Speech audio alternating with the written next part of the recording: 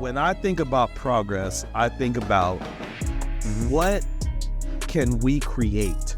And it could be a bridge, it could be a place, but what bridges can we create for the next generation?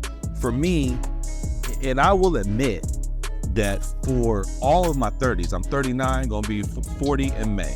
All of my 30s, I remember when I turned 30, I said to myself, this decade gonna be for me. I'm gonna make as much money as I can. I'm gonna grow my social media as big as I can. Me, right? And I do believe this. A good piece of that comes from the fact that, I've been single for so long. I haven't had kids. I don't have kids. I don't even have a dog to take care of. So this is always me, right? So that was my 30s. Turning the corner and going into my 40s and starting, what is the beginning stages of my mentorship program. And that's why I look up to y'all so much, and with my youth art market that I've done, and with the couple of mentees that I've had that are introducing me to this world of like, all right, EJ, you're going to take all of your knowledge and expertise and pour it into these kids. I believe that the only thing holding us back is to create even more programs that are going to solidify a child or a teenager being like, I want to stay in Ocala.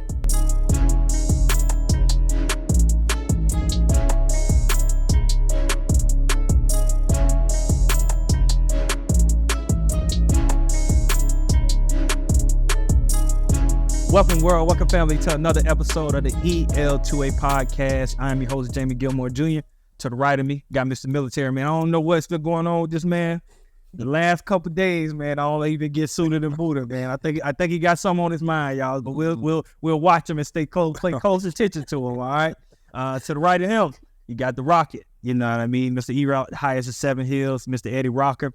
And to the right of him, man, we got a very, very special guest. He really don't need introductions, but we got my man EJ Nieves in the house today, baby. How you doing, brother? I'm doing good. You said my name great, bro. Man, I appreciate it, bro. I'm proud. So many people it up. I was getting nervous, man. Yeah. I've been around that, bro. Hey, it's funny though, so that you say that. So the first time, when I think I actually had to say your name or introduce you, when we did the situation at the Marion Theater. Yeah. And I was hesitant. I was like, man, I won't mess the brother name up. But nah, you love, man. So, brother, I appreciate you truly being here.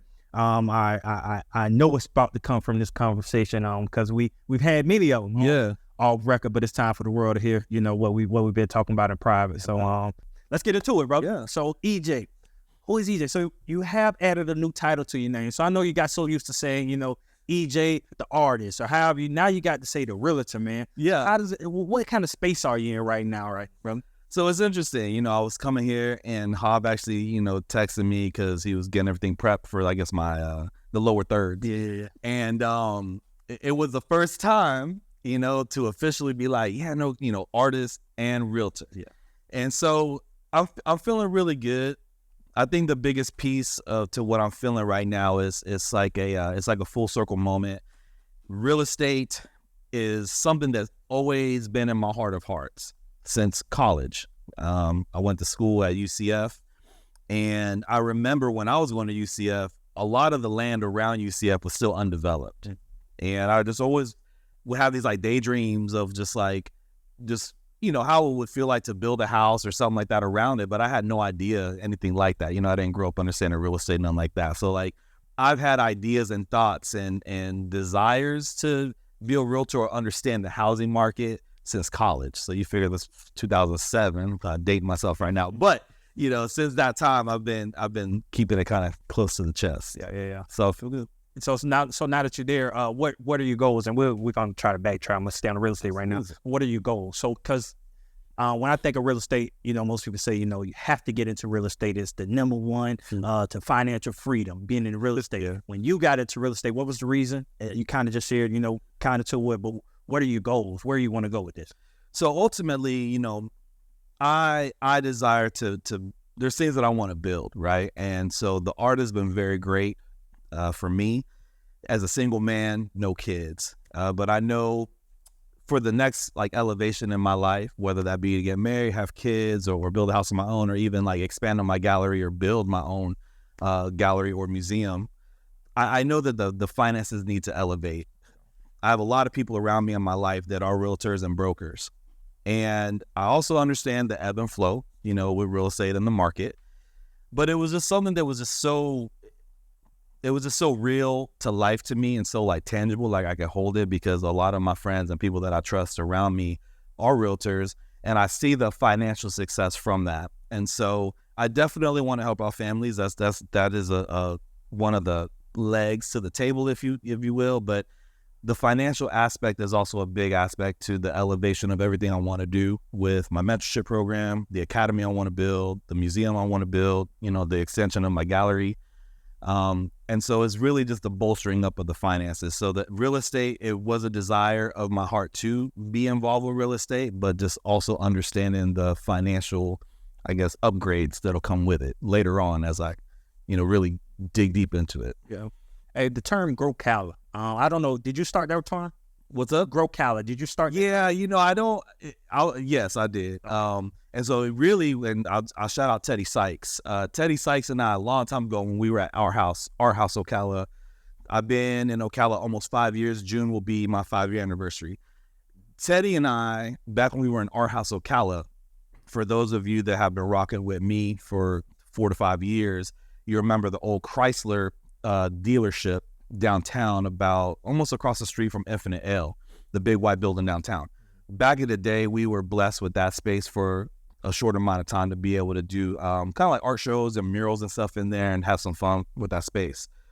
In that time is when the conversations of Growcala kind of came out, and in a conversation I was having with Teddy Sykes, it came out, like it just kind of, I said Growcala and it just kind of stuck. And so, yeah, no, hashtag Growcala. I own Growcala.com. Okay. Some big things coming soon. Shameless plug. The Facebook page is going to pop off. The .com going to pop off. I own all the, rights and the entity to that. So super excited for that. And ultimately, Growcala is what it is. It's shouting out and the growth of Ocala, which, now a lot of people tell me you came at the right time. And, I'm excited for the Buc-ee's. It's about to open up next year. That's going to, take our county leaps and bounds. But even, with WEC, of course, when WEC opened up, that was another level to it. But yeah, Growcala, I'll take the credit for it, I guess, or whatever. You're the first person I've seen, so that's why I asked, because you're the first person I really seen pushing it. Yeah. And so being somebody that's been born and raised in Ocala, it was catchy. Growcala. So again, this place was a place that no one wanted to be. Well, even myself, even when I moved back, it was like I still didn't want to be here. But to see someone like yourself pushing that message for Growcala, when you got people that are from here that are talking negatively or saying they don't want to be here or they want to move. What is it about Ocala? Like, what is it about Ocala that makes you an advocate? Because you're an advocate. You're always preaching about Ocala, the good about Ocala. What attracted you here, and what do you love about Ocala? Well, I always tell people I crash landed here. I came from Orlando, and, I wasn't born and raised or anything in Orlando, but I put 17 years in Orlando when I went to UCF for college. Went there from 2002 to 2007, and then literally just never left. But anyway, when I did leave Orlando, I had some friends that, kind of the long and the short of it, I incurred an eye injury that really like tanked my finances, and had to kind of have a season of sleeping on couches, and the couches that were available were in Ocala, Florida. So I didn't have any couches available in Orlando, and I knew that I needed to stay central. That was definitely something that every time I would pray about it, should I go back to my mom's house? She lived in the Panhandle, not really a lot popping off over there, near Fort Walton, Pensacola area. God bless it. But, it wasn't exactly what I was desiring or wanting. But when I came to Ocala, one of the first things that I remember was the Ocala Comic-Cons. And being a part of the Ocala Comic-Con culture, even when I lived in Orlando and then would travel to Ocala, because I had some friends here that were living here, it was just like this hometown feel that I felt in the convention level. It wasn't until I kind of crash landed, quote unquote, to Ocala and was living here, residing here, and would kind of just peruse downtown. I'd go to the mall. This was like 5 years ago, right before COVID. And, being introduced to the art community and going to MCA. And I remember one of the first times interactions that I had was with Miss Ashley at MCA. And she was very loving, very kind to me. And I just remember thinking to myself, wow, this is way different than Orlando. Because in Orlando, man, a lot of times, depending on the situation, it was kind of cutthroat. It was very like, it would just, you just always had to be on your P's and Q's. And the biggest difference for me being in Orlando was like, or being in Ocala was that I didn't feel like I always had to be on 10. And what I realized is that I was just so exhausted. Like I spent 17, but when you're in the middle of something and you just kind of feel like this is how I'm supposed to be, I'm in survival mode all the time, whether it be from my career, my art career, life, etc. Coming to Ocala was the first time that I ever felt like I could kick my feet up. And because I am naturally like a hustler and I always want to just work. I fought that for a long time, but just getting a chance to meet a lot of the locals, a lot of people in city government, people, pastors at churches, et cetera, and just understanding the heart of our city. I started little by little, I'm still a hustler at heart. I still love to, do my thing, and I am a workaholic, but the concept of kicking my feet up and resting, I didn't have that. I mean, I'm almost 40 years old. I don't remember the last time before Ocala that I felt that way. Maybe growing up at home, but as an adult, never. So for me, that feeling, there's something about that feeling that I want to champion, and, I know sometimes, I'll be on Facebook or social media, talking about Growcala and no car washes and things like that. But ultimately, all that is to kind of start a conversation about growth, because I love that. That's my biggest thing, is like understanding the heart of the community. And so as I continue to understand the heart of the community, it just feels like this is a great place to raise kids. I would love a family. I can see this place being a place that I can champion, bolster up, and say, hey, it helped me this way. It can help you this way. Let me ask you this, brother. Five years isn't that long. So to be here and to feel the way you feel within a 5-year period, 5-year span. So you named a couple things, but if there's one thing that had to pinpoint, because even I want to touch on this, and I heard this in an interview you said, so a lot of people that's probably watching this probably heard your story or know a little about you, but for the ones that don't, you said, I heard in a podcast, you say you chose homelessness. Yeah. You know what I mean? So that sounds crazy for me to say, like, I chose homelessness, so I chose to be homeless. So that's part of your story. Yeah. So can you even touch on that? Because that's part of your Ocala story. It is. Did that story help you embrace Ocala even more? But touch on that a little more. Absolutely. So what's interesting, and this is really cool, and just to put it out there, like, we didn't actually talk about this before, so this is hitting me by surprise in a great way. Yeah. Because this is actually a topic. This is actually a topic that I'm very happy to expound upon. So, because at that time, I could have easily gone home. You know what I'm saying? Like, my mom is a mom. Hey, you 35, you 60, you however old you are, you want to come back home, come back home. But I knew that. So when I first came to Ocala, I had about a year that I wasn't homeless. I was on a couple couches, and then ultimately I was renting a room out.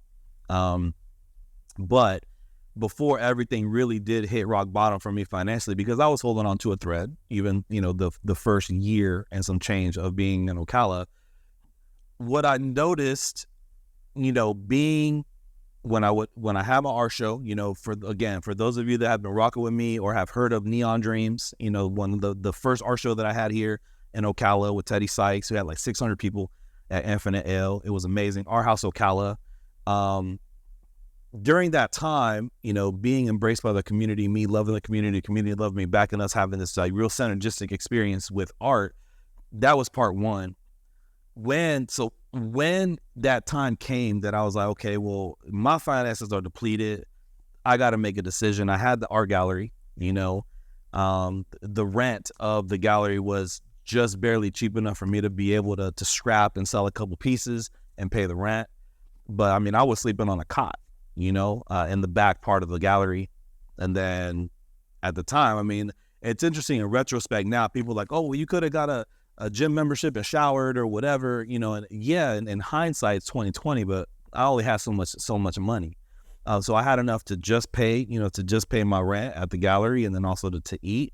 But I would just be taking like kind of showers, quote unquote, with baby wipes in the bathroom, etc. But even in that time, I didn't tell people I was homeless. There were people like, for example, Zachary Cox from Workspace Collective, Daniel Gray. There's people that really, they didn't know that I was homeless, right? But what's so beautiful and powerful about it is like, I was being shown a lot of love, a lot of great energy. They were introducing me because I was still brand new to the city. They would invite me to CEP events, Chamber of Commerce. They would invite me to, BNI. They would invite me to networking events. Zach would invite me to Workspace Collective. Hey man, come through. We're going to be having an event. I want to show you off. I want to show people your art. During that time too, in the midst of my homelessness is when I was actually preparing. I was preparing for my TED Talk because I was coming out of homelessness. Daniel Gray, he put 2 and 2 together. At that time, he's my ace. That's my best friend. It was a secret. I would always ask him to drop me off in weird places. Sometimes I would ask him to drop me off back at the gallery or whatever. Or, hey, just drop me off here or whatever. I got to go. Or I'd sneak out of events or whatever. And then one day he just straight up asked me. And so during that time, when I admitted to him, hey man, like, yeah, I'm homeless. You know what I'm saying? I'm sleeping out the back of the gallery. I'm doing it. We gonna see better days. I'm gonna keep going because I don't want to leave Ocala because there's something here. I always had that, and I still have that feeling now. But even before I heard about Buc-ee's, even before I heard about WEC, it was always this innate thing. I wasn't on CNN. I wasn't Googling what's gonna happen in Ocala. It was this feeling that I just always felt that Ocala was next. I mean, you can go back on my Facebook 3, 4, 5 years ago, like almost 4 years ago, before people even knew what WEC was about or that it was coming or whatever. And I would just write silly stuff on Facebook like, yo, Ocala got next. Just weird stuff like that. I ask you this, brother. I don't want not to cut you off, but no, you good. Your concept of because you went through the homeless thing. Yeah. We had Sean Price on here. Are you familiar with Sean Price? He's a police officer. A little bit, yeah. He played XFL, but he has a story of being homeless. So when I ride down the roads and I see, homeless people, there's an idea that comes to my mind of those people. Some is, they just out here just pimping people, trying to hustle. They can't, like you even say, you chose to be that. They're choosing to be in this situation. I kind of want to ask you, like, why was that a choice? Why would you choose that for yourself? Yeah. And what did you get out of that? So I chose that because in my life, I'm single, no kids, right? So I was in this position of like, okay, well, I could be a gypsy if I want to. If I have responsibilities like a wife or children, I would not have chosen that, right? But in my position at that time, I was like, okay, well, I can be selfish if you want to say it that way. I can be selfish. There's really nobody I'm responsible for. Mm-hmm. So I'm going to choose homelessness because I want to stay in Ocala because there's something in me that says if I stay, I can continue doing my art. I can continue, again, paying for, because I was homeless, but I was still paying for the rent at the gallery.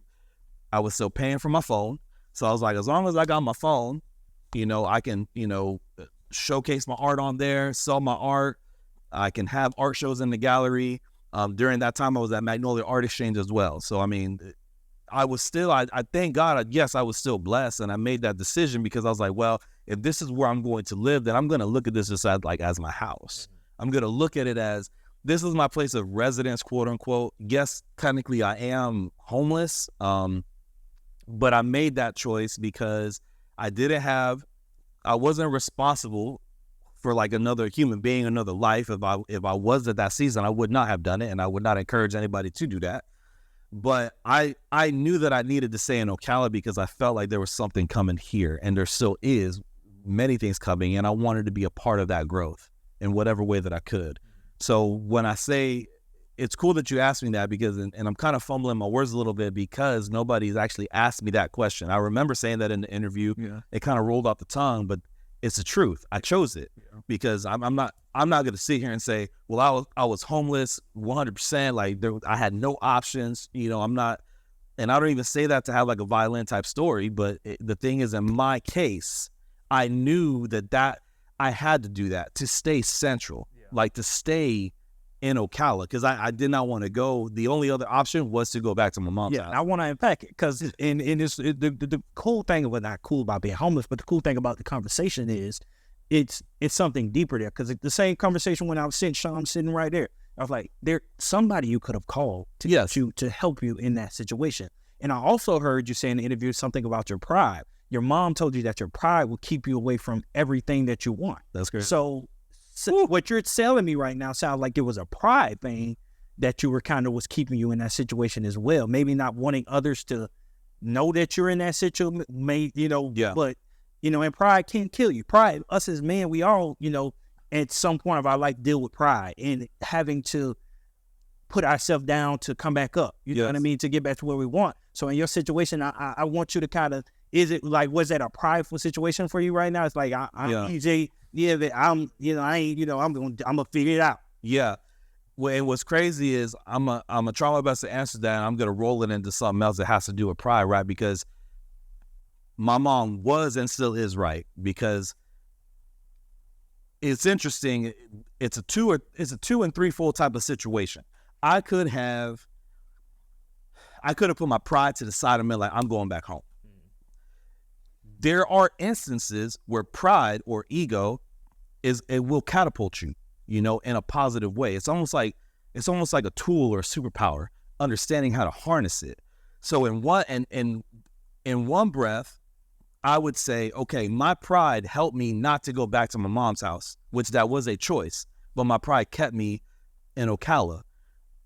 There was another piece of the puzzle where my pride kept me from telling anybody that I was homeless. Here I am, still going to shows, still trying to, save up a couple dollars to still get a haircut, to be able to go to events so that people don't look at me all kind of crazy or like, hey, are you good? Like, man, you out here looking wild. I still try my best to, keep the clothes that I had and keep them as nice as possible, going to the, what's the laundromat spin, the spin spot, like the one right down the street from Noma. I would literally walk my bag, my trash bag full of clothes to the spin spot right there by Noma, by Cobra, the Cobra tattoo spot, do my laundry, walk right back to my gallery. So like, I still try my best, right? But the pride kept me from telling people that I was homeless. But then here is almost like the apex or the crux of this. I finally let my pride go and told Dan, yes, I am homeless. And it was at that moment, right? And I'm trying not to get emotional, because the truth is, pride, I love what you said. You use the word unpack. Pride, even as a man, right? And that's a whole nother conversation. As men, we are prideful, but it's like how you harness that and how you utilize that, right? To protect your family or to serve God, to be proud, to be a man of God, to be proud of God. But then there's a negative side of being proud, right? And the negative side is like, I could have tanked my entire life, but I finally said, you know what? I'm going to let all that go. Well, at the time, and he's still my best friend, but my best friend sitting here like, hey man, can I ask you something? Like, are you homeless? And like, he straight up just looked at me straight dead in the face and asked me that. I didn't want to lie to him. And I said, yeah. This dude let me sleep on his couch for a year. He mentored me, man. He didn't physically drag me, of course, but he metaphorically drugged me to BNI, CEP events. He would be doing business dealings with real estate or whatever, or just the business in general. He would let me just sit there and learn, soak it all up, right? And within a year's time, he helped me get to a place where I understood money like I never understood it before. I'm not saying I'm a millionaire. I don't have tons of money or anything like that, but I have enough money now to pay a car note. I have enough money, and what have you to have an apartment now, which I do, and I have a car and I can get myself around, right? And so like, I think about the release of pride in that sense, the release of pride in telling my best friend, hey, I am homeless. It opened him to the opportunity to say, hey, if you want it, you can sleep on my couch, you know what I'm saying? But the deal is, you're going to learn, you know what I'm saying? You're not just going to just hang out or whatever, which I wasn't going to do that anyway, but it was like, hey man, if you're here, you're going to roll with me. You know what I'm saying? You're going to roll with me. I'm going to teach you business. I'm going to teach you finance. I'm going to teach you all that I can, about real estate. It's up to you. If you want to do that, he never pressured me to do it. But after a year's time, after about a full year, you know, of being in his home and him teaching me these things, to be able to like stand on my own too is crazy. Yeah. And that this conversation is actually, and before, you know, I'll share this, before the podcast, we were just kind of talking a little bit about, you know, where to go, because I thank God that I have been in other podcasts, right? And I've had the opportunity to be on amazing platforms such as this. But this is a topic I've never talked about before. Yeah. Like I've never dug this deep sharing about pride, because my mom is right and was right. Because ultimately, if I would have never said yes to Daniel Gray, I'd probably still be homeless. Yeah. I would be real. I'm gonna tell you about pride, bro. Especially coming from communities like us, black and brown communities, brother.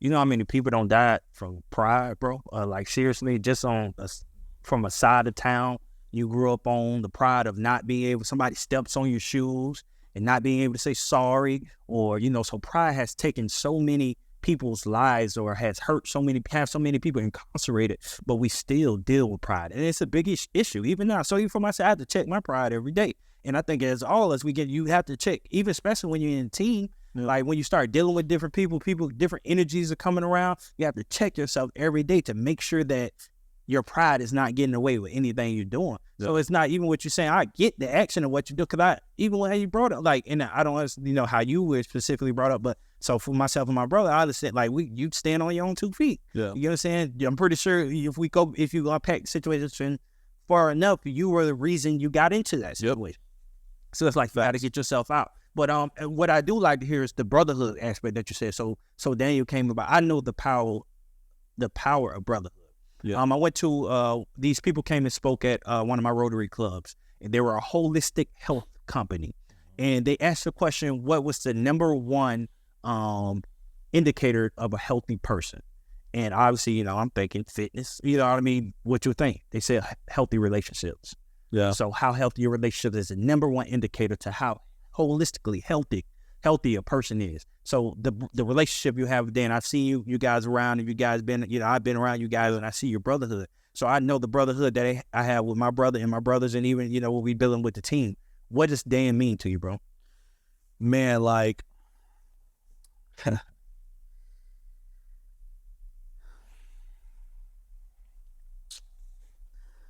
know, I was thinking about this the other day. I've always prayed to understand, like, what it is to be a father, right? Because I don't have a dad. I mean, he's alive or whatever, but he don't care enough for me, right? And what's interesting is, like, for the longest time, I've always prayed, like, you know, God, like, show me what it is to be a dad or a good dad or whatever. You know, you see TV shows or whatever. I grew up on Fresh Prince and you know, Uncle Phil, things like that. So, of course, you know, growing up, I had models on TV, but I always wanted something more like tangible, like just something in front of me, somebody to mentor me, teach me. And what's cool, you know, what Daniel Gray means to me is unconditional love. You know, as brothers, we've not physically fought, but, you know, we've had tough conversations where he's had to check me, you know, because of me being in survival mode a lot in my life, but specifically being in survival mode in Ocala, knowing that I still wanted to be here, like, it was almost like sometimes I felt like I was like a wild dog or something, you know what I'm saying? Like a dog that somebody was like, hey man, I believe in this dog. I'm gonna take this dog in. He's gonna be good for the family, you know, but it's a wild dog that need to be trained. And in my mind, you know, I think about that every now and then, because there were many times that, like, Dan out of love, we would just talk about something, or, you know, after a meeting, you know, he would test me, or he would ask me questions like, hey, so how did you feel about this meeting? Or like, how would you have conducted business? Or, you know, would you have signed a contract? You know, and he would ask me these questions that, like, nobody ever.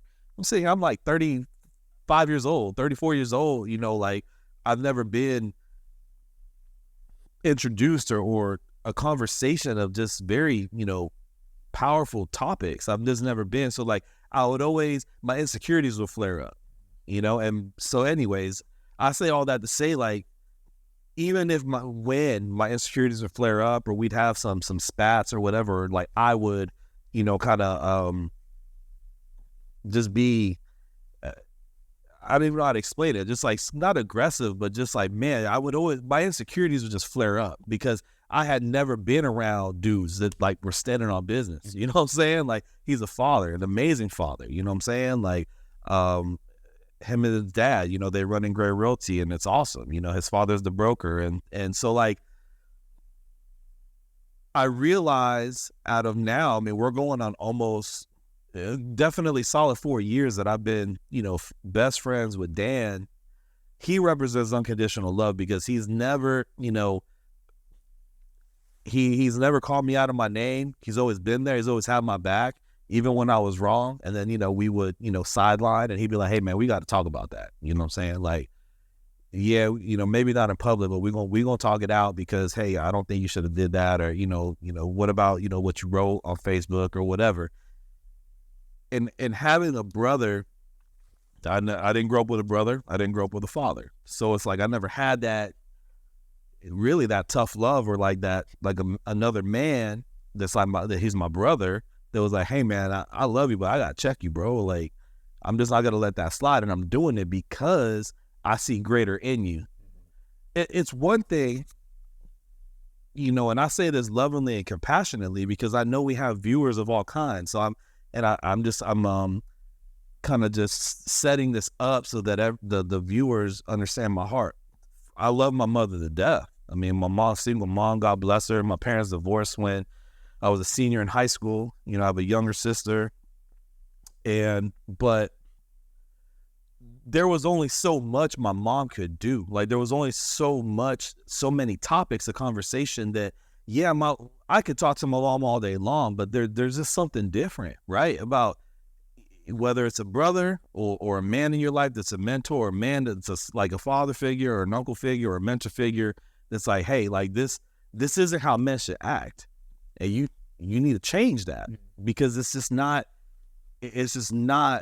flowing right. And you're going to hurt a lot of people in the process when you get married, because that's how he would talk to me. When you get married, you're 30 years old when you're getting this taught. Exactly. Right. I'm a grown man. Right. And it's not like he would, it's not like he would son me, like he wouldn't son me, but we would have conversations like, bro, like EJ, like, and that's another thing that I appreciate about him. He always talks in like absolutes, like you will be a father and you will be a husband.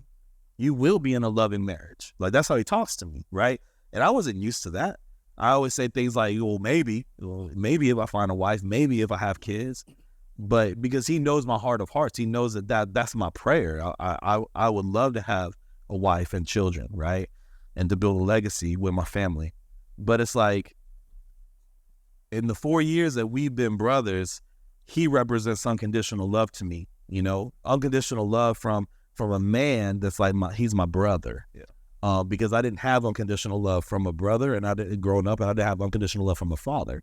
I had abandonment from my father. I had neglect, and so yeah, man, it's been good. And now because of and it all wrapped up into that, I do and I'll say this on this podcast, like.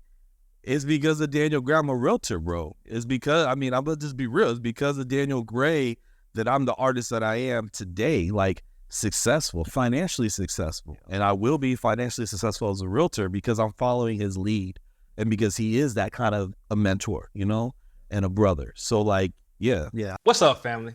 Man, have you liked, subscribed, or commented yet? Takes 2 seconds. Comment also is a great way to help us refine what we do here. You family, right? We need you. Come on, man. Like, subscribe, and comment. Peace. Hearing your story, man, I'm over here. I don't know. You see me over my head is man, it's crazy. Outside of my brothers, Jamie and Jaron, my boy Bobby Jackson, bro. I can't. So we played ball together. Yeah. And I think I shared the story before when I met him in college. I was like, bro, this is the weirdest dude ever, bro. He wore these slides that were tore up and everything. Wow. But through that college experience, I remember, man. So I never told y'all this. And I would never say it in the sense of I was homeless, but I went up to family. So it was called Session C. So I was supposed to be the entire summer from May. So school let out in May. Yeah. So from the end of May to the beginning of August, I was supposed to be there the entire summer working. Yeah. And still going to school in session B. We were supposed to get a job. Our college coach, linebacker coach, I'll never forget, I ain't gonna call his name, but he said that he was gonna get us a job. I swear to God, he told us he was gonna get a job. So Bobby, myself, it was like two other, we were freshmen going into our sophomore year. We were supposed to get the job, but we never did. Well, so Bobby, he had student housing there in session C. But I told myself, I was like, nah, like, I'm gonna get a job, or, I'll be able to stay with my boy there in session C. So technically I didn't have anywhere to stay, so I was living there with him. I remember times where the RAs would come in, and I would have to literally hide in the closet. I laughed because I was an RA. Yeah, I was literally hiding in the closet and I'm in there quiet. Can't make sure my phone on silent, because if they come in, he's gonna get in trouble. Because I'm not supposed to be in there. But even at that point, so the relationship aspect of those are my kids. He is my kid's goddad to this day because of the relationship that we had. But which he also, in the process of me being a father, there were things that he was almost like my big brother. I'm the oldest brother out of all my brothers, but he was almost like a big brother. Yeah. So there are certain things that I encountered that I would go to him for, because I knew, he just had that, I guess that mentorship aspect that I know, hey, bro, man, what should I do in this situation? So even at that point, so it's tying back into the pride. I never called my brother. I never called my mom. I definitely wouldn't call my mom, but I never called my family to tell them, like, this is the situation. We didn't get a job, and this is how we living. I remember where I was getting $20. We were literally go to Walmart. Now, this is for the price of food and everything. When we go to Walmart with $20, bro, eggs, beans, hamburger meat, milk. Wow. And that would have to last for like 2 weeks before I can go back and ask my mom again. Yeah. That built up a sense of pride. So, and again, like you said, that was a sense of pride that I had, because again, we were raised the same way. Yeah. You make a decision, you better do something about it. You know what I'm saying? So, and I didn't want to be seeing my mom didn't want me to go the whole summer, but I wanted to do what I wanted to do. So I had to stand on business. I had to make sure that I did what I had to do, but I was there with somebody that at that same time, I wasn't by myself, so to speak. So I didn't have my own place, but I had a home because he allowed me to stay with him. That sense of pride didn't allow me to tell my family what I was dealing with. That sense of pride kept me from doing a lot of things, sharing certain stories and everything. So I know I'm about to go at it. So that sense of pride kept me from doing certain things that I was supposed to do. The way that my family and I are built, I don't think it's pride, but we kind of to ourselves. So we stick to ourselves, so to speak.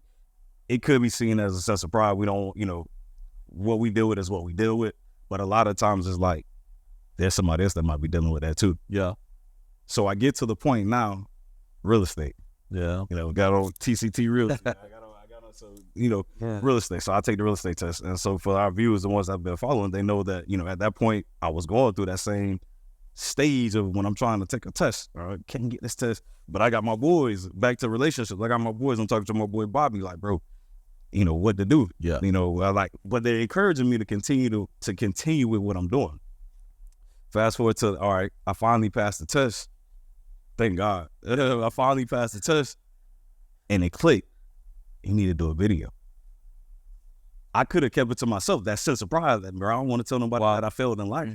But I didn't even want to tell my kids, but I did, because that helped me get to it. So that having that I had to let go of the pride. Yeah. Or that pride in itself to say, okay, I got to tell people about my failures. Now I got to tell people what I experienced along my journey of failing, and how it held me back from where God seen me, where God wanted me to be in life. And I shared that. Yeah. So before we got on here,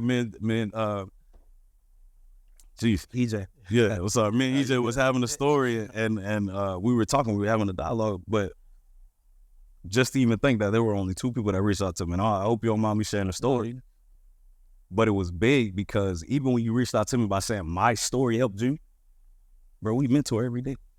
Wow. But to see that through the mentorship that God has placed before my brother, not to come back to Ocala and start, but to be able to reach other people outside of just 4th through 8th grade, I was able to touch another man. Yeah. And through my stories, I was able to inspire you to continue to push forward. Now you got your real estate license. to me, that, you know, we could always ask, like, you know, ask God why. And I think we say that all the time. You ask God why all we want, but we're not God. But God is God, and he knows what he wants from us. So to even be on this stage now, like you said, you kept saying full circle, I'm like, bro, that's crazy. It is. And I'm like, and I'm gonna share this on your podcast. I'm gonna be real, because I wasn't gonna, again, you can go talk to Dan. Yeah. I wasn't gonna share this ever. Yeah. But I feel led based on what you're saying. I thank God for this episode. I mean, I don't know the direction that you thought it was gonna go, but pride is a big. Whoever's still with us, yeah. Maybe you dealing with this. Maybe pride is something that's holding you back in different areas. But again, sticking with pride, I was never gonna share this, but I'm gonna share it. I took the test 11 times. 11, right? And one of the times I took it, probably the 6th or 7th time, I was so angry, I punched a hole in the wall. I was so angry because it just kept, you know, you got to get a 75. I would get 71, 69, 73, 72. I was like, I just can't. Like, I just can't, right? But again, during all of that season, I saw your video, right? And that goes actually full circle to when you asked me why Ocala, why Growcala, I've never lived anywhere that there's so many pockets of beautiful people, powerful people that, and when I say powerful, you are powerful because you have influence. And a lot of us are, all of us are. We all have influence, right? In our own different ways, and we can use it for good or bad, but in Ocala, I've just never, and I've been here for 5 years, I've never been in a place, in a city, in a county where there's just so many pockets of people that want to help and want to help you figure it out, or are willing to mentor, or willing to share their story. And again, I think it's because maybe there is something special about Ocala that many people have realized. We got to put our pride to the side in order to grow, in order to build, you know? And I'm realizing that as we're talking, you know, we've talked about we've had a lot of conversation about art and XYZ, and I am getting to a place where I'm realizing maybe for me, it's a pride thing, yeah, that some things got to be broken down. Because for me, since the beginning of my art career in Ocala specifically, God has entrusted me with the phrase, build bridges in our kingdoms. You know, it's on the back of my jacket. It's something that I hashtag a lot. It's been a while, but, you know, I'll go through these seasons where I press hard on that concept of building bridges, you know, not kingdoms. Because ultimately, all of us, you know, all of us have the ability to build a kingdom. I could build my own kingdom. I could keep it close to the chest. All of my resources, my gallery, my expertise in art, et cetera, I can keep all that to myself and build up my kingdom. Y'all can do the same thing with all the knowledge and the expertise and the resources that you guys have, the connections you guys have. You know, you can keep all that to yourself and utilize it however you want to, other than blessing young men. Yeah. But what do? Y'all are building bridges and continue to build bridges, from everything to NASA, to real estate, to financial advising, to becoming a lawyer. I saw a video of y'all doing farm life. Y'all opening up. And again, you know, I'm gonna plug y'all again, you know, and the thing is, y'all probably watching this. Maybe you're watching it because I'm on here, or you're watching it because Cut Different's on here. But ultimately, I'm gonna say this on the show: I support Cut Different 1,000,000% because of how hard y'all go for those boys, for the community at large. Because yes, you know, y'all are mentoring these young men, but ultimately these young men are around other young men and around other young ladies, around teachers, around, you know, staff at school. They go to church, they go to the playground, they play basketball, they play sports, and they're around their teammates.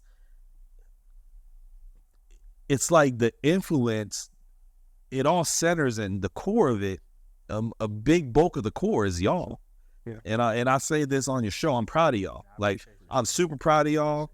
Keep it going. I know y'all gonna keep it going, but for what it's worth, keep it going. Think even bigger. Take these boys to Europe. You know what I'm saying? Get them on an airplane, planes, trains. I went to Colorado, guy. I'm just getting emotional. I went to Colorado for the first time ever. Saw mountains, like God's glory. You know, I'm 40 years old. Yeah. Standing on the side of a mountain, like God, you created all this. Yeah. You know, and I know that when you take these boys to these places, right? I know that's how they feel. Like wow, like this is a possibility. I can do this. I can do that. I can do this. I can do anything I want. And so like, yeah, no, I mean, I know I'm kind of going on a little rant, but I wanted to give y'all flowers. I had to let you go. I had to let you. Yeah, I want to give y'all. Telling your heart. I didn't want to cut you off. That was beautiful. Yeah. But so to that point of what you're saying, brother, it's a beautiful thing when the word exposure. Yeah. You know, when you could take a person outside their environment and show them something they've never seen before. Yeah. It does something to the body, and once you're exposed to it, you can't go back to what you like. You can't act like you never seen that before. It's ingrained into who you are, so it's stuck there. And we understood the power of that through our experiences, through leaving here. We're born and raised in Ocala. We come from a good family, but traveling is something that we really do. Obviously, we'll go down to Orlando, go to theme parks, I think the furthest we went probably Georgia, went up to Six Flags and Georgia. You know, so for the most, that's a good living. Oh yeah. I chose to leave here at a young age and go to Philadelphia. Culture shock. There were so much things I learned in that. And that feeling that I would get when I come back. So we use the word pride. There's a certain way I would feel when I came back here. And again, I had to look at myself as like, it's not that I felt that I was better than everybody, but I was different. I was cut different. You get what I'm saying? Yep. So I was different. And I knew it. I felt it. I knew it from the way I was talking, from the things they still were talking about, and the way my conversation was. It was different. But that thing from me just leaving here and going to do something different, it gave me that. And that's what we bring back to these boys. It's being different than everybody else and just doing something different than what everybody else is doing. It's standing out. You know, that's what we call it. Say we're guiding young men on their greatness. Yeah. You know what I'm saying? So their greatness, not the world's greatness, not social media's greatness, their greatness. You know what I mean? That's a powerful thing. So that exposure piece is the big thing. So even like you now, you're saying you're 40 and still, bro, we all going to be constant learners for the rest of our life. Yeah. Every new place you go to, you just going to, be bigger and better. Then you'll come back and bring those things. And that's what we're doing. So I had to touch on that. But what we do want to go, I was going to touch on the building bridges and not kingdoms. When I first heard it, I think it was on your TED Talk. When I heard it, it was like, first, because you think of kingdoms and, everybody wants a kingdom. It's like, man, I've been, going my whole life to build me a kingdom. That man talking about build a bridge and not a kingdom. But then you have to really sit down and understand what you're saying when you say that. So we in Ocala, and I ask you questions about Ocala, and we can go deeper when I here now. Ocala has been built on a lot of people building kingdoms. Yeah. There's a lot of different pockets that have kingdoms, and they are the oldie, good Ocala money, whatever term you want to put to it here in Ocala. And if there's a new wave that's surging right now and finding ways to build bridges and not kingdoms. The question that's coming to my mind is what's stopping Ocala from being the best city in the world. I don't know if you've seen a couple of videos, but I've been saying that lately. The best, because I truly do feel it. Yeah. Because again, this is the city I'm born and raised in. My grandmother lives there. My whole family is here. So everything I need is right here in this city. It's the best city in the world. And I believe speaking things in existence, but I actually do believe that. And I see where we're going. Yeah. In your perspective, what do you think is stopping us from being exactly what that says, the best city in the world?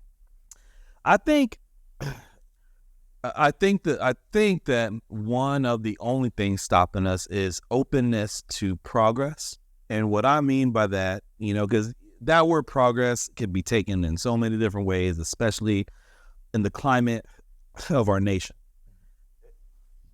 When I think about progress, I think about what can we create? And it could be a bridge, it could be a place, but what bridges can we create for the next generation? For me, and I will admit that for all of my 30s, I'm 39, going to be 40 in May. All of my 30s, I remember when I turned 30, I said to myself, this decade gonna be for me. I'm gonna make as much money as I can. I'm gonna grow my social media as big as I can. Me, right? And I do believe this. A good piece of that comes from the fact that, you know, I've been single for so long. I haven't had kids. You know, I don't have kids.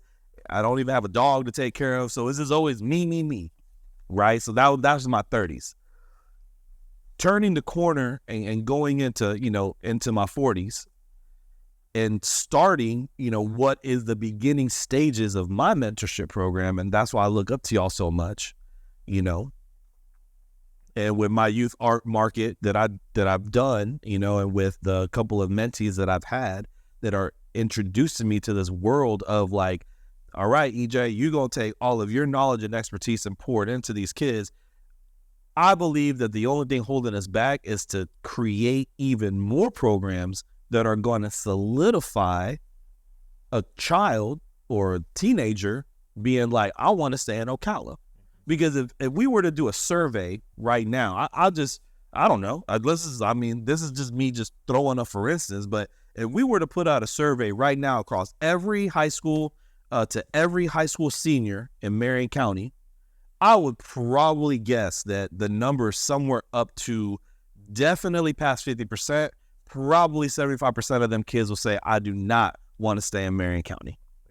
If we were to survey our children. So yes, that is an assumption, but if I were to make a statement that bold, and if anybody's triggered by that, you know, and for me, I do pray that if that triggers you in a way that it is in a positive way for you to say, okay, well, no, we got this program and we got this going on. And, you know, I know that your organization can probably say, well, yeah, EJ, that's a pretty bold statement, but Cut Different is here to help bring that number down. I would charge and challenge the rest of Marion County. Okay, well, what else are we doing for these kids? What are we building for these kids? And that's why, and I get a lot of flack. Some people know that it's a joke, but a lot of what I do on social media to ruffle feathers is to ultimately get to this conversation we're having right now. What are we creating for our children to stay in Marion County, right? That is my question. For me, because somebody will say, well, okay, you asking that question, what are you doing, EJ? Well, what is EJ Nieves doing? I'm starting my mentorship program. I'm starting what's called YAC, the Youth Arts and Crafts Market for the children, you know? Like, because my prayer for that is that I am able to gather the children that are interested in the arts, you know, because I have so much love and so much respect for sports, right? But sometimes it does seem like, and I say this compassionately and respectfully because I know you guys are into sports and have played sports and are good at sports. I wasn't good at sports, right? So what happens to the kids that are like me? I don't know how to throw a ball, bro. Like, I don't know how to kick a ball that great. I don't know how to catch a ball that great. You know what I'm saying? But I say that lovingly, right? Because there's kids like me. I'm covering my mic. There's kids like me, you know, and there's kids like y'all. But like, there's kids like me that maybe we kind of weird. Maybe we kind of the outcasts, right? We kind of dress in all black, or maybe we don't dress in all black. Maybe our clothes are covered in paint. And we love bold colors. Either way, maybe we tucked away in our room painting or drawing all the time, right? Because that's what we like to do. But again, as a county, that's why it's so beautiful, right? Like this moment right here, and I'm not saying that y'all aren't creative, right? We haven't had that many conversations for me to know if maybe some of y'all do paint or take pictures on the side or whatever. Yeah. All right. That's what's up. I love it. But, you know, the thing is, it's like on this stage, there's a lot of things represented. Yeah. There's creativity and there's sports. There's leadership, mentorship, political aspect, right? We were joking about how you been dressing up. I don't know, my man over here about to run for something. I don't know, you know? So like myself, you know, like I'm a painter, you know, my clothes are covered in paint. Yeah. But it's like, that's why I asked that question boldly, like what is Marion County doing as a whole to bolster up our children to where when they're in high school, they're sophomores, juniors, and they are thinking about college, right? Okay, I understand that maybe CF might not be the top choice for a lot of kids. And I'm not being disrespectful towards CF at all. And a lot of kids don't actually even want to go to college, right? Because they have their own route and their own roads. So I I'm not an advocate. I'm not a person that's going to stand on a stage and be like, kids you better go to college or you better go to the military or whatever. No, I would say kids in Marion County, as long as you have a plan, work that plan through, but have a plan. Don't just live life unintentionally. Have a plan. But I know I kind of derailed a little bit from the initial question, but I think it's just important that we build for the children. Right? That's exactly what we did. So any business or so in this space that we're in a nonprofit space, it looks a certain way. It feels a certain way here in Ocala. Yeah. When we got here, we disrupted that in a sense. We gave it a new feel. We gave it a new look. There was people that was giving me instructions or people that I went to that it was valid, you know what I mean, what they were saying, but I just knew it had to be different. I knew we couldn't look the same like anyone else. We had to look different. We had to get our gear up. We had to make it appealing to who we were trying to serve. Yes. I think too many times people get caught in trying to appeal to the higher ups, the people that are going to write you, stroke your next check, or the people that you're gonna have to answer to. We never looked at it like that. We were like, we're gonna make it look good for these kids, the people that we're trying to serve, and ultimately we're gonna get the results, which are gonna bring everything else that we need. So it's kind of like reverse engineering in a service. It was just looking a different approach, bro. And so to the same thing you say is prevention. Most people are reactive to the what you're saying. So most people wait till they graduate high school and then say, why is everybody leaving? Instead of focus on them while they're young and say, let's build things to keep them engaged along the while. So by the time they graduate high school, they already know what they're jumping into right here. Yeah. And they don't have to leave here. And that was a big thing what we wanted to do, bro. We just wanted to show them it's good money right here. Yeah. The things that's going on, that's with the political stuff. Tomorrow, we're going to a town hall meeting. Tomorrow, that's at the Mayor's Risk Center. We're taking the boys there. So it's just different approaches, getting them in rooms, letting them hear from people, and let them see it's not far off, bro. Yeah. It's not far as off as you think it is. It's just you're a decision away from being that guy right there. You get what I'm saying? Or you're a decision away from being the person that you see everybody else doing. It's just one decision away. And to your point, it's the focus on the youth. And we did a great job with that. And not to toot our own.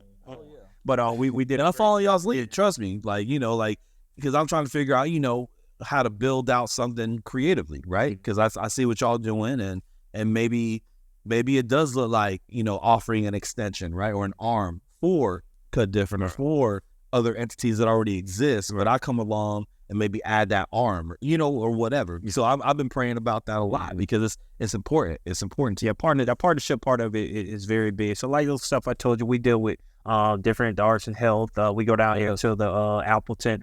We usually take our boys during the summer, and it's a cool experience. So they're doing something you usually don't do. It always brings out a different bug or thing in you that you want more of it. You know what I mean? So if I deal with a sculpture one time, molding the sculpture or on a canvas like one time, you're expressing yourself in a sense. And I know I'm preaching to the choir when you're talking about this, but think about for a young person that hit that they get. Yep. Like, man, that felt good. Yep. And then they go away to go back to football or whatever. Then it's like, man, I want to do that again. You know what I mean? Yeah. It's an interesting bug that you can get from it. And that's one thing we always like. It's bigger than I'm on a rampage right now telling our boys killing their dreams. Tell them nobody going to the NFL.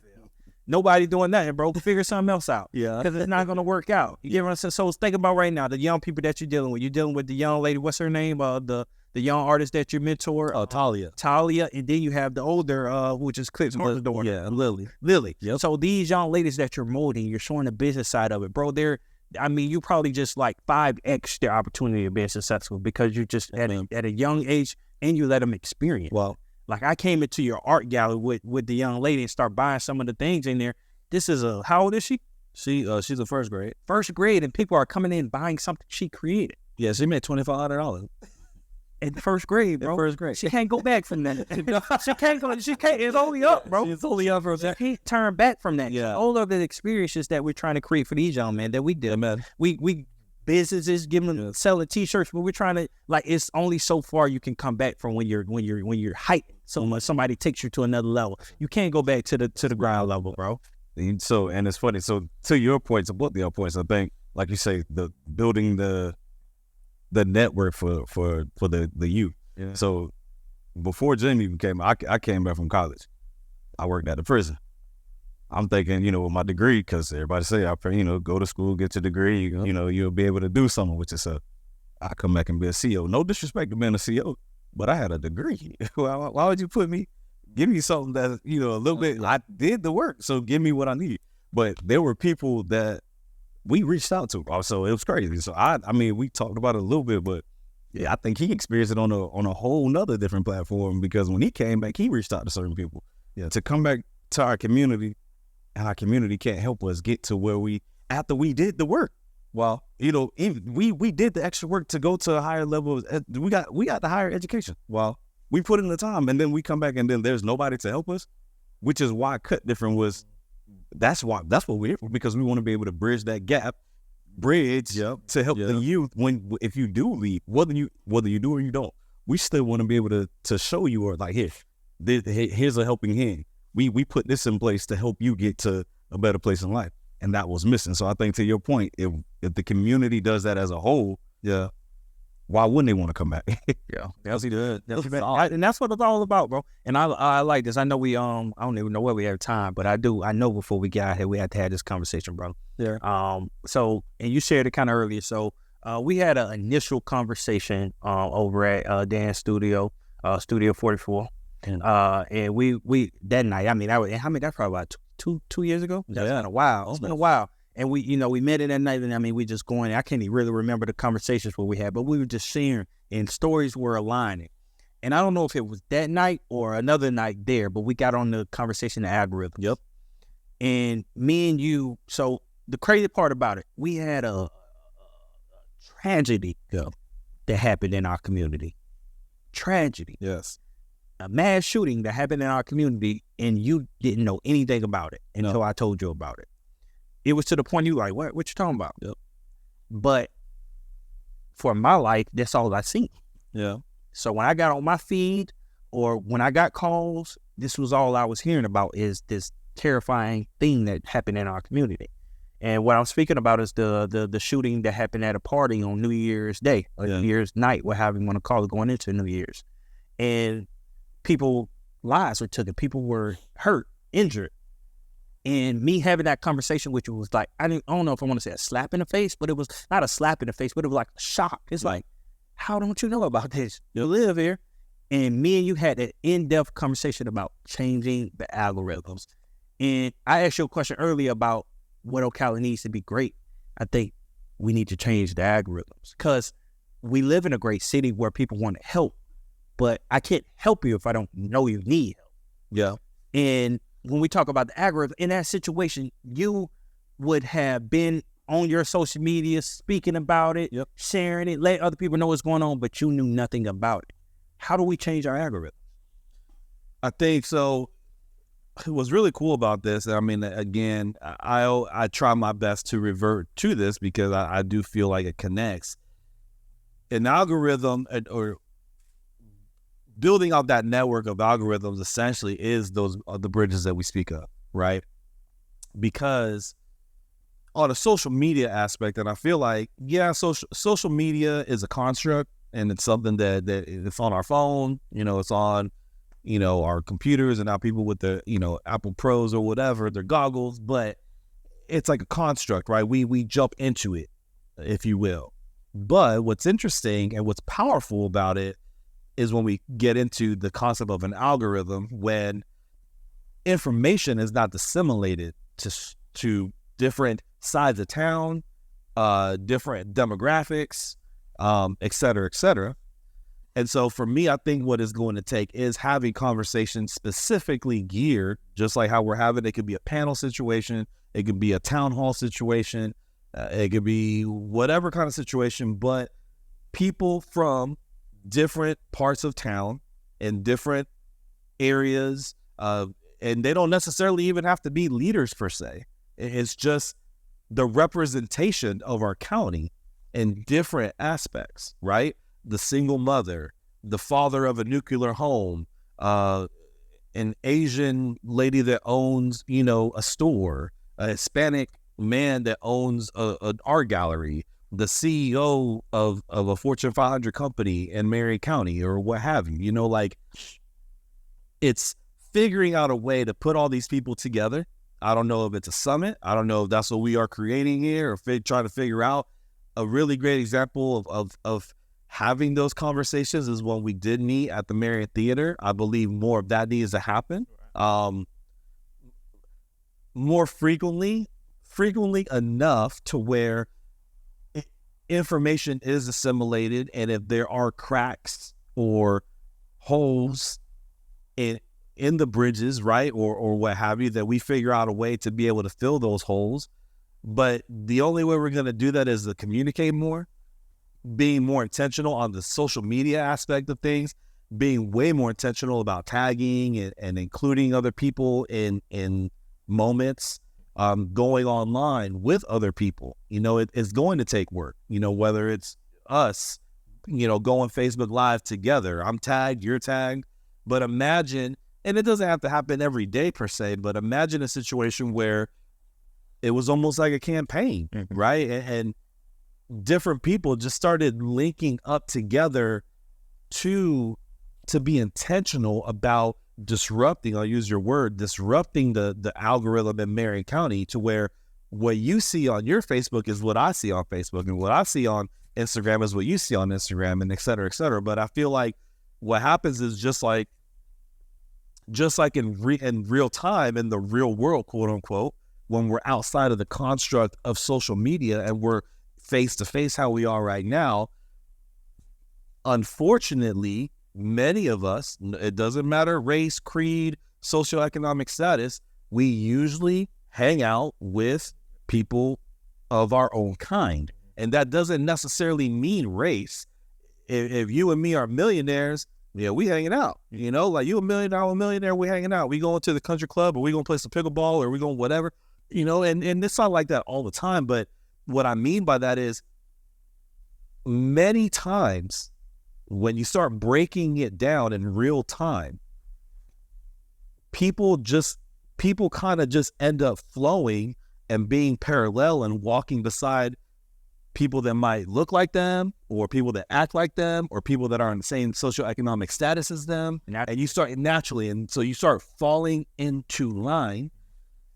And again, I'm not here to say that that's good or bad. That's not for me to say. But what I'm here to say is that I'm for disrupting that. Yeah, I'm for that. Like, I'm for disrupting that and figuring out ways to have different socioeconomic statuses, race, creeds, organizations just be on the same platform, be in the same networking event, but not just networking the network, right? Because many times that, and I shout out to all the organizations that do networking events, but we are getting to a place where sometimes those type of events can feel like a social club. Yeah. Like, what? Okay, cool. Right. Like, it's, to me, I love hip hop and I love music, but like, if all my favorite artist is talking about is money, it does get to a point where I'm like, bruh, like, okay, cool. Like, that's all you're going to talk about is money, or all you're going to talk about is women. Like, that's all you're going to talk about. Yeah. And so again, when you have scenarios where dozens, hundreds of organizations are together, what are we doing with all these people in that room, right? Like, okay, like, yeah, there's business and there's money to be made, because money makes the world go round, and we know that. But at this point in life, we should know that that's low-hanging fruit.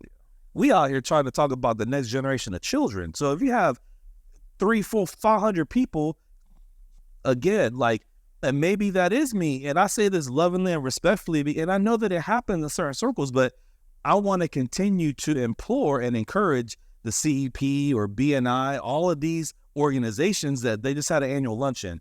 You have 1,500 people in a room. Yeah. All right, cool. Like, it's amazing. And I know that we are talking about the future of Ocala and how we're going to elevate financially, and a lot of the businesses and the organizations that are coming. But are we also having a conversation of how to invigorate the educational side of things? Are we having a conversation about how my organization and your organization can link up to build something for the children? Yeah. This is coming from a place from me, because I'm passionate about it. I know you guys are passionate about it. I am not speaking down on somebody that's not their passion, because everybody has their different passions. But what I will say, given a platform such as this, that it is important for us to think about the future. When you get in the room, and again, it's talking about, when we're talking about growth, and you get about the money and the next building that's coming up, that's cool, but that's not bridging the gap for relationships. No. Like, we understand the importance of relationships. And even going back to what you're saying, people tend to hang around people who, so again, you get 1,500 business people in the room. All of them are business, and I'm pretty sure they're on the same algorithm. That's why they're in that room. The question has to be, have we been intentional to bring those who really need it into this space? Because it gets repetitive. It's the same people. It's the same conversations. It's the same everything. So what are we doing differently? Because at the end of the day, everybody talks about wanting better or wanting bridging the gaps. Everybody says those things, but do we actually want to? And are we actually trying to bridge the gaps? That's the question I have. So I think this conversation right here, though, is very important. You know what I mean? This is the conversation that needs to be had in those rooms, that we're talking about with the leaders of this community. I have been in those rooms, and yes, those topics kind of come up every now and then, but I do believe that more scenarios need to be happening and more rooms need to be built where that is the intent of that room. The intent of 1,500 people coming together, 2,000 people coming together at World Equestrian or wherever, at a church or wherever we're coming. The intent of that is, how are we going to put all of our businesses together to bless the children? How are we going to put all our businesses together to truly help, like, the community at large? And I know that we do, that happens kind of systematically and automatically, because many of those businesses, whether it's a tree service or a lawyer or an art gallery, I mean, that services the people. But what I'm talking about is having that intentionality. I'm going to use that word, intentional. The intentionality of building a brighter future for our kids. How are we going to use these financial resources? Because we have to understand that it does take money to hire someone, to hire a company, or to hire an advisor, or to hire more teachers, whatever. The word hire also comes with, we need a financial backing to create an opportunity for a person or a group of people to go into a school and help these kids, learn how to read better, or what have you. So there can be a slew of things that can be helped when we bring all these people together in this room. But I think, again, it's the intentionality of, what are we talking about when we come into these rooms? Are we just patting ourselves on the back? There's a time and place for that, One of my favorite books talks about there's a time and place for everything, But again, if there's a time and place to pat ourselves on the back for all these great things that are happening, I guess, financially, and the growth of Ocala, there's also a time and place where we need to be bringing 1,500 people, 200, 500 people into a room and say, hey, what are we going to do to get into these schools and help these kids? And we had a great podcast, covered some great topics. But to close it up, I'm asking you this: what does EJ want for himself, and what does EJ want for the city of Ocala? If you can answer that really quick.